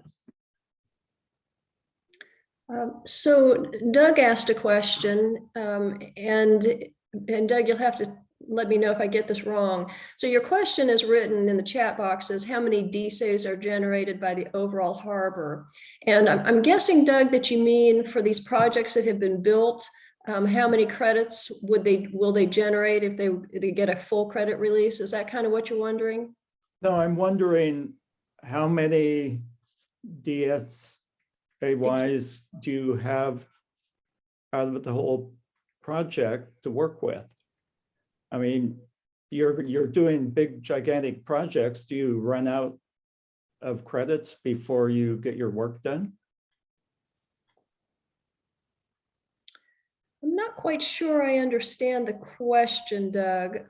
Courtney, Jen, I'm not sure if Lauren's mic's working right now. You Well, guys there's a direct relationship between credits and the projects. The developers do a project and they're paid with credits. So essentially, I'm asking how much money is available to develop projects. The EIS and the other studies have already established the damage in the river. So presumably that gives you a number of credits that you have to work with. Jen, you were kind of nodding your head there. Do you want to? I was nodding in agreement that I understand the question is now about the universe of DSAs we are trying to be compensated for, the lost DSAs. Is that right? And I'm going to turn it to an attorney to answer that question. I'm happy to jump in on that one. This is Chris Plaisted again. The short answer to that is that the numbers associated with the injury assessment right now are part of the ongoing settlement negotiations with some of the parties that are trying to settle with us. And I know it's not a super satisfying answer, but right now, a lot of that is still confidential. Now, rest assured that is not going to be the case forever. And before there is any settlement, there is going to be an opportunity for public input and comment on that. So that information will become available. We just don't have that for you yet. So does that mean that you're undergoing projects that you don't have a sure sense of what the values of the credits are going to be that pay for them? That is one of the things that makes restoration banking, I think, a pretty attractive option, because the restoration bankers go in there and they build these projects kind of on spec. They're hoping that at some point they're going to be able to sell those credits to the people that we're essentially suing here. And that gets a lot of restoration done very early on in the process, in fact, before there's any settlements at all. So if I'm answering your question, am I addressing your question there, or is that something different, Doug? It's getting more confusing by the moment, so maybe we should put one ahead. Yeah, I think to put in non-lawyer terms, if I understand what you're asking, I think the point that Chris is trying to make that is important to understand here is that the trustee council does not have any financial interests in this project. We are not building the projects. We have no need, whether the DSAs are sold or not does not affect us and our process at all. These are private restoration bank developers that have, as Chris said, built on spec. They have DSAs to sell. They're hoping that the amount of DSAs that people need to buy is going to cover what they're creating by putting up all this money to buy these projects. But that is separate from what we as a trustee council are responsible for or concerned about financially. I think that answers my question. They're building on spec and hoping that the compensation will reward them. Yes, exactly. Okay. Non-attorney came to save the day. I'm glad you got an answer, Doug. Thank you for rescuing me, Jen. Yeah, I want to say, having been at the neighborhood association when Restore Cap came along with Doris, I would just say, if you said you're not going to do any more projects, but I would encourage, first of all, that those meetings, if they do go to neighborhood groups, that they're taped, that we would never have a situation where they were not recorded what was said. And then I would definitely strongly encourage a community agreement so that there wouldn't be, so that if this goes forward, the community feels like what they were told is indeed what's happening. And, we had two, of course, we had PGE in our neighborhood and we had Restore Cap. So we have two pretty big comparisons of how projects were done, and the deer at the PGE site come out of Forest Park and go into the site. They don't have to go down onto the beach and then up to the site. So, I mean, that the deer are getting there through the beach is not, we want Forest Park to be connected like it is at PGE. So I'm just telling you, we have two big projects to compare and two people that have presented to us very, very differently. And I'm not trying to be, it was hurtful. There's nothing to say about it. And we have to get over our hurt around that project. But we do have lessons learned. And I would just say that you could make a guide for community contact, what people can expect when, I think I'm worried that there's going to be another project and that the community is not going to be communicated with well. And so I think that you can give those companies, when they go to a neighborhood association, some guidelines of what, and give the community a piece of paper that says this is what they can expect. And then there won't be all this confusion later. So Yeah, it's good feedback, Sarah. Thank you for sharing that. And I know we hear that and know we'll take that back. There's always lessons learned, and we always try to learn from how things didn't go well. So thank you for sharing that. Courtney, are you recording conservation easements in the National Conservation Easement Database? Mr. Marshall would like to know. I do not know the answer to that question. We don't have the conservation easements recorded yet. That's a future step, but I don't know the answer to that, whether that's part of the plan. Okay, so something, Mr. Marshall, something that we will certainly look into. And yeah, unless Chris knows if that's been discussed, but I appreciate it being brought up. I don't think it has. I think we're far enough away from that part of the process that we don't have an answer to it yet, but certainly that's something we'll consider. Mm-hmm. Yeah, so thank you, Mr. Marshall. Laura Shira has a question, and she's talking about the ecological restoration portfolio. So there are many projects listed in that ecological restoration portfolio, and she wants to know when do you see the other projects being implemented, both inside this NERDA process and outside. And her concern is having a functioning migration corridor. And she's interested sort of in the stepping stone of projects, throughout the river.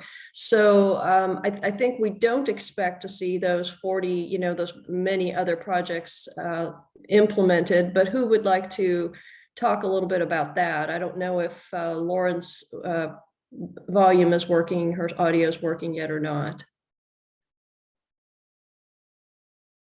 I'm not hearing her talk, so. Hey Courtney. there, this is Lauren. I am so sorry, but I just was able to call in and get access again. Oh, and it good. sounded like you were calling on me, Julie.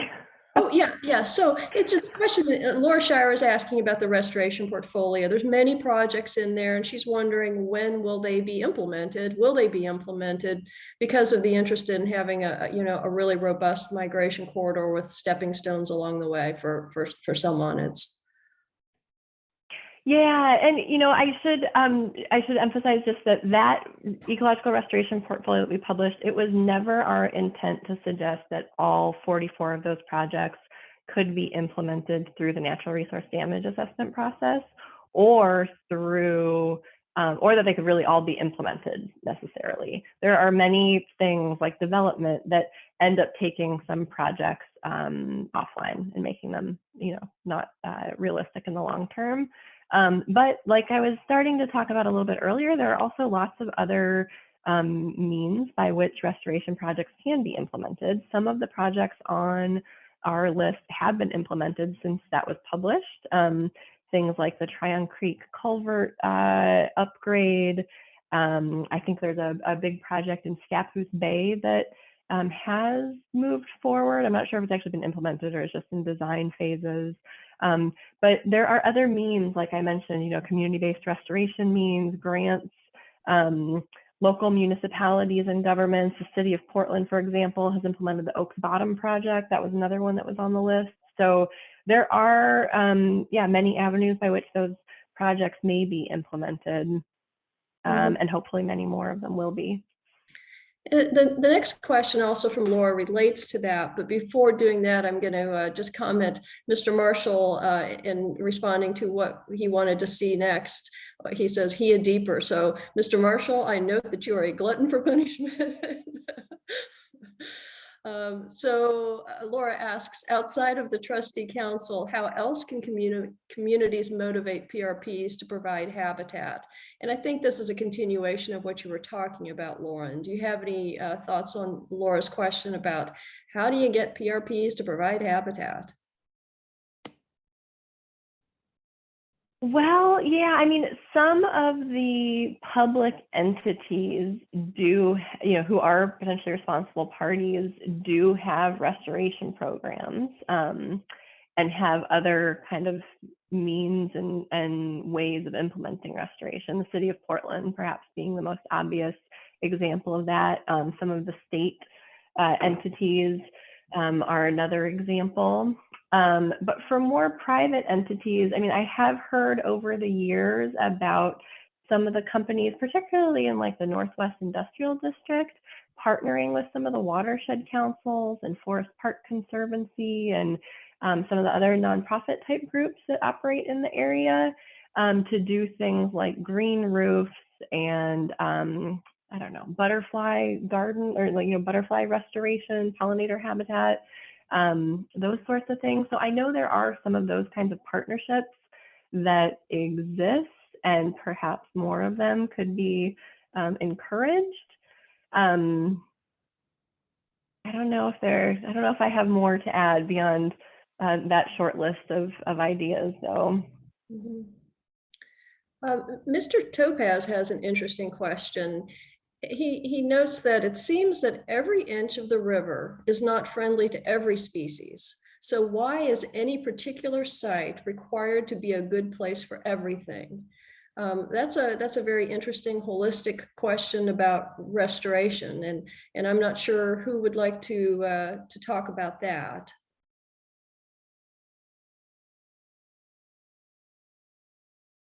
Lauren. Yeah, I mean, that's exactly right. There are going to be some restoration sites that just aren't going to be good for, let's say for lamprey. So why would we expect every project to be good for every species, or do we? Maybe that's the question, do we? Yeah, I mean, maybe there is a nuance there, maybe, which is that I think we're designing and we're trying to design the projects to benefit as many species as we can that we think were injured. I mean, there are also, I would say we don't have, a laundry list exactly of all the species that could possibly benefit, and, tailoring every project extremely for a really wide list, but we're looking at kind of keystone species and specific species that we believe were injured and trying to create habitat for them. But that issue, I think, that is coming up in the question is really exactly why the species-specific monitoring that goes on at the projects is not related to our performance standards for the projects. You know, habitat restoration is it's a relatively new discipline. It's a challenging, you know, applied science, and it is, it's not guaranteed that you're always going to get what you set out to when you build a project. So the monitoring that is done on these projects for birds, for mink, for bald eagle, for salmon, and for lamprey, it's not ultimately related to whether or not we determine if the project is succeeding or failing, because we can't control. Ecology is very messy, and we can't necessarily control what those critters are going to do. We don't always understand all of their habitat needs as well as we would like to. And there are a lot of other factors that impact their use of habitats and how prevalent they are within the harbor over time. So I think that's, you know, that is true. And so I think we're trying to do the best we can in creating opportunity, and then we see what really takes hold and what establishes and does well for which species. And I know it's getting very close to 8:30, but I would say two things. One, Carrie Dupler did put a post in the chat box where she says RestorCap is working to provide more photos and information on the restoration project, and she has a link. She says we'll be working to update regularly and are happy to share information about the ongoing restoration of the site. So that's great. But there is a really, you know, a question that I think, Courtney, this is going to go to you. With people exclusion, this is Mr. Topaz, with people exclusion being a good thing for some of these sites, why isn't it limited control? Why is not limited controlled use acceptable? So why do you have to keep everybody out as opposed to just have some, you know, some limitations? And then the related question is, when some plants do not easily survive on a site, is it natural to artificially encourage these plants to grow? So thoughts on that, Courtney? Yeah, I mean, I think the first part is a really interesting question, because I know that some tribal members and tribes are interested in whether there could be limited access for tribal members to go onto some of these sites for cultural uses or for other projects to have that. So, I mean, I think the question is generally a good one. I think ultimately for these sites, the major issue is just one of enforcement, which is how do you restrict use to a certain place or a certain number of people or a certain time. And so I think that's really one of the things that is the most challenging in trying to balance not just these projects, but other projects around the area where you're trying to achieve conservation goals and also some recreation access at the same time. It's really just a matter of how to keep that balance in place and how to enforce whatever those limits are in access. And the second part of the question, you know, all of the plants that are on the planting list have been developed with input from tribes to really highlight and promote native plants in particular.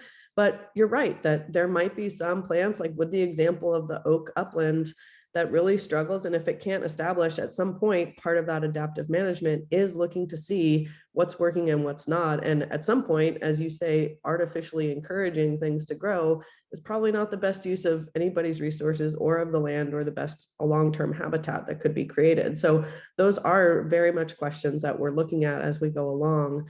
I think in the short term, giving those plants that space to establish in the first place is really important to give them a chance, especially when they are native plants that we know have been historically in these areas. But I think your question is a good one in terms of how do we adapt over time and making sure that we're not trying to force something that really just naturally is not going to happen on the site. And it is 8:30. I would just note that Mr. Marshall offered his thought that goals and objectives should be specific to the opportunities and constraints at each site. And I think we would absolutely agree with that. That's a good observation. And Michael, I guess I should turn to you because it is 8:30. Do we need to wrap up and digest all the comments about the next presentation and figure out when we're coming back? Well, I think that we should probably go ahead and do that. Let's honor everyone's time that have taken out the time to be with us this evening. This has been a fantastic discussion. The presentation has been wonderful. So if we want to just maybe clean up the last few questions here. And if folks want to stick around, we can stick around for a few moments if the trustee council is willing to answer a few more questions. I'm open to stick around. If folks are interested in looking at the letter that was written to the trustees councils by Portland Harbor Community Advisory Group, that is in the chat. So there is a link to that letter there, or you can go to the CAG's website and find that information there as well. So if you guys are interested and maybe 10 more minutes or so, we can tackle a couple more questions, and I do see a couple of hands raised as well. So I'll let you guys decide on how you want to do this. And I'm just looking to see who's got hands up, and maybe you could help me with that. Well, I see Doug Larson has his hand raised. Okay, hey Doug, what's the question? I remember a fish kill in the Superfund area. If memory serves me right, it was 6 or 7 years ago. Salmon trying to get upstream in the summer. And if memory serves me, the EIS identified salmon as your priority species to support. So I'm wondering where your planning leads you to get salmon through downtown Portland to the restoration sites you're developing upriver. I assume that global warming is only going to make the conditions in the lower river more difficult for salmon to navigate through. So have you given thought to how you're getting the salmon between Linton and the waterfalls, for example? So Lauren, do you, Chris Plaisted, any thoughts on Doug's question, which I think kind of gets into cleanup in addition to restoration. So any thoughts on that one? Yeah, this is Lauren. I was going to respond, not thinking so much about cleanup, but just to speak maybe for a moment about NOAA fisheries and our larger role in recovery of endangered salmon. There is a recovery plan for upper Willamette Chinook and for many of the other species that come into the Portland Harbor stretch from the Columbia. And the strategy, I think, more broadly for salmon recovery doesn't all hinge on what this trustee council can do through our one kind of avenue for implementing restoration, but there are many ways, both regulatory and voluntary, that NOAA Fisheries works to incentivize habitat protection, cold water refugia being restored, and habitat restoration throughout the whole Willamette Basin. So I guess I would just say that, we're one piece of a larger puzzle there, and do find that it is very important. The expert panel that we convened back in 2009, 2010 about juvenile Chinook salmon and their use of the lower river, emphasize how important it is to provide habitat in Portland Harbor, because juvenile Chinook have to go through it, whether we like it or not, on their way out to the ocean, and then the adults have to come back through it. So, part of our emphasis in prioritizing restoration within the harbor is recognizing that reality and not saying, oh, let's just give up on it, but let's make sure that we create spots for refuge and cold water inputs and better connectivity to cold water coming from Forest Park and other areas through these restoration projects. So those are just some thoughts to share in response to that question. Okay, so there's more to come. There's always more to come. Definitely, and many more restoration efforts happening, throughout the basin, including within that stretch of the more downtown stretch of the Willamette. Thank you. And Mr. Topaz, I didn't mean to ignore your question. You refer to some contamination contaminated underwater property that involves DEQ and a company. I think that's a remediation topic that we can't necessarily address, and I'm not familiar with the issue that you're talking about there. So Well, let me, this is part of Scappoose Bay, the end of the Multnomah Channel. And there's a number of groups who would like to have the salmon go up the McCormick Creek and some of the local creeks. And some of these have been manipulated by the lumber companies in the 1800s. But anyway, the salmon come up and go down these things. But now with the contamination that's leaking out of the mill, the salmon seem to avoid the poison area. And one way is let's just cover it over. And it's just been between the mill owners or the old mill owners and DEQ. There haven't been a whole lot of other groups involved in looking at the problem. Is this typical, or is there some methodology that says, hey, if we're looking at some of these things, you can't do that. You've got to do something else, or at least talk to the rest of us. And how does that happen? It's obviously in the Portland Harbor business. We've got the tribes, we've got the Army Corps, we've got NOAA. We have a number of groups that are all putting in their piece of information. And here is one basically still in your design area. The end of the Multnomah Channel is still in this restoration area that's not seeming to follow that. I don't want to put anybody on the spot. I do know that Sarah is on and perhaps wants to make a comment. Yeah, so it sounds like you're talking about cleanup sites that are in Scappoose Bay that are being overseen by DEQ. Maybe you're referring to the Boise mill. I'm not sure. That's what I was guessing.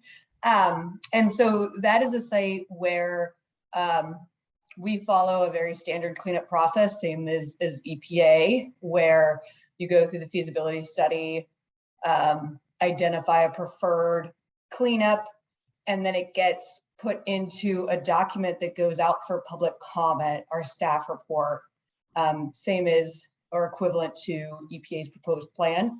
So that does go out for public comment. I don't know the schedule for Boise specifically, but that will be going out in the near future, I understand.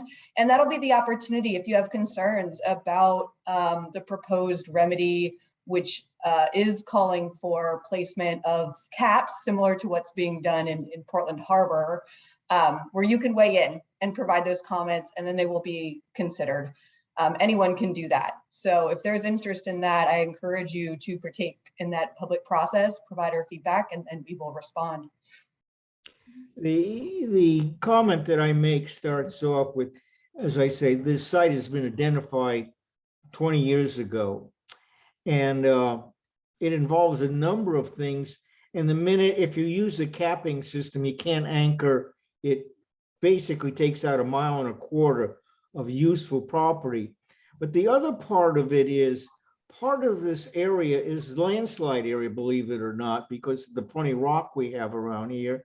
And another part of it is a liquefaction area. So you could easily lose the cap in a good piece of the underground, or I should say underwater situation, into the deeper channel.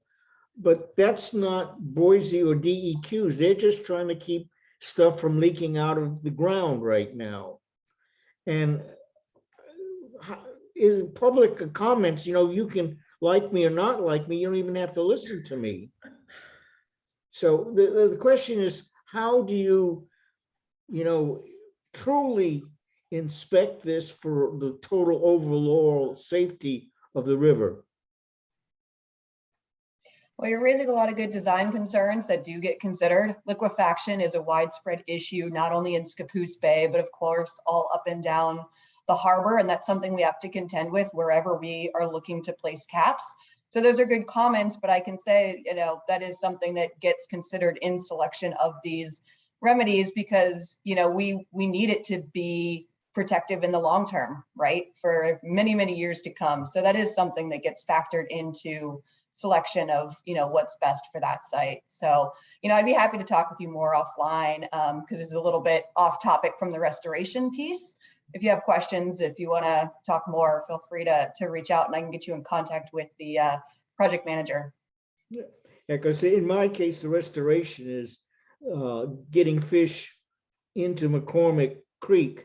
They have to go through this area, and that's where the levels and the piece of ground keeps the fish from ever getting there without going through the poison flu. So So that, I agree. We'll have more conversations offline. that's great. Yeah, thanks for raising that concern. And Sarah, thank you for weighing in. So Michael, I think we did yeah. go 10 over. Do you want to make us wrap up now? Yeah, I think it's time for us to probably wrap up. I want to say thanks to Christopher and Jen and Courtney. Julie, thank you so much for leading the moderating on this and all the questions. Thank you so much. Thanks, Lauren, as well, for being here. And thank you all for creating the space and the time so that we could have this discussion. I feel that we'll be seeing each other again, that this will not be the end of this discussion. We have your replies and we'll be digesting those and you'll be hearing from us in the future for sure. And like I said earlier, for those of you who would like to look at the letter that the CAG wrote, please go to our website and see that letter there. We will post the letter from the Trustees Council to the site as well once all of us have been able to look through it and thoroughly be able to vet it and, well, not vet it, but be able to look through it and digest it. But once again, thanks everyone for a wonderful meeting. We are so excited to see you next month. Please try to make it to the exhibit at Clackamas Community College. If you can make it out there, if you're out that way, it's a great opportunity to see what we've been doing. And, art speaks to us in a lot of different ways. So check out the gallery there. And also, if you have any teens who are interested in, maybe learning about habitat and how to place a value on it, possibly, please send them our way. We're really excited that we're going to have this opportunity to be able to get youth close to the river. And yeah, so thanks everyone. Have a good night. Look after each other, and we'll be seeing you all again soon. Thank you.